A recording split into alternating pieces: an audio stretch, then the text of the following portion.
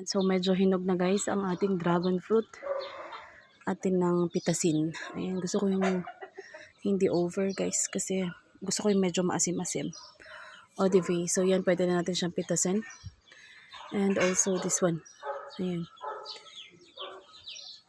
Pero isa na lang muna ang kukunin natin kasi hindi ko naman kakainin lahat. Okay? So I'm going to get this one. Pagpipitas tayo guys, paikot mo lang siya. Ayan. Paikot lang natin siya.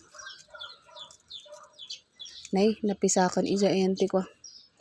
So, nasira na siya doon guys sa kanyang stem. Pero okay lang yan. Ayaw darang mapisa. Matinik din kasi ito. Ayan. Ayan, hilain lang pala siya. And so this one is our dragon fruit. Yeah, thank you guys for watching.